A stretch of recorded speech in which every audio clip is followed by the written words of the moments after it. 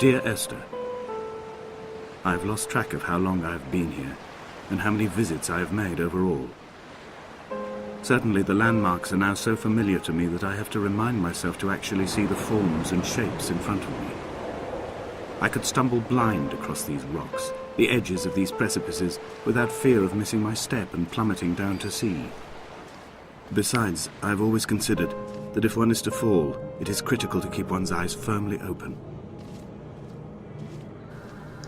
Let me start by acknowledging the fact that Dear Esther can only barely be called a game. It meets all of the basic requirements. You can control a character in an environment you can explore, and you technically have an end goal. Whether or not you know what it is at the start is irrelevant. But there are no other ways to interact with the world. You walk, you look around, and you explore. Dear Esther isn't the kind of entertainment we gamers are used to.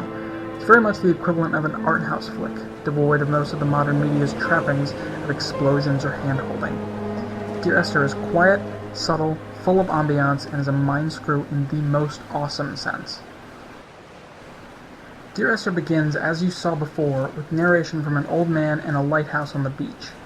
In the distance you see a tower with a flashing red light beaconing towards you to unravel its mysteries. As the game continues, you'll travel across the beaches and fields of the island's exterior and even into the depths of the caves that weep below, where you'll see mysterious markings that tie into all the anecdotes the narrator shares as he writes his letters to Esther. At times, his monologues will seem completely nonsensical, out of place, and appear to have no pertinence to the story, but by the final act, you'll be enthralled by his quotes and compelled to go back through to decipher every last word he says. There are theories floating around out there, and I have mine, but the most enjoyable part is coming up with your own.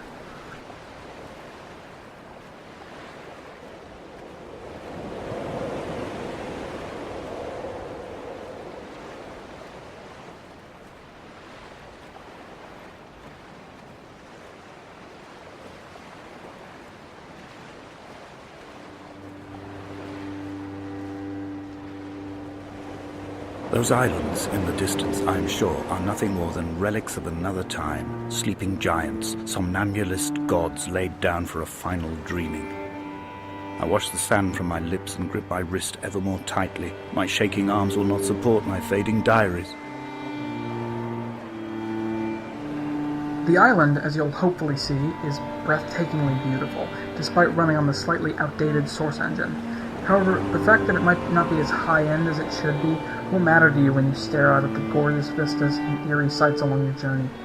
While traveling around the beaches of the upper island, the gray skies and constant gushes of wind will inspire such a melancholy in you that you'll be glad to be in the solitude of the island.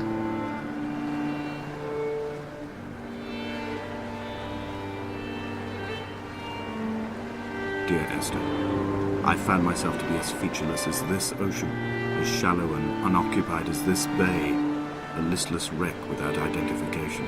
Since exploring and taking in all the sights are your primary actions throughout the game, it's important that the aesthetic is well done and satisfying. My forehead a mount. This aerial will transmit into me so. All overexposed, the nervous system, where Donnelly's boots and yours and mine still trample. I will carry a torch for you. I will leave it at the foot of my headstone.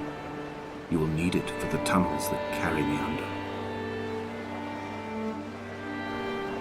All this being said, Dear Esther is certainly not for most. In fact, it'll likely only reach an incredibly niche audience.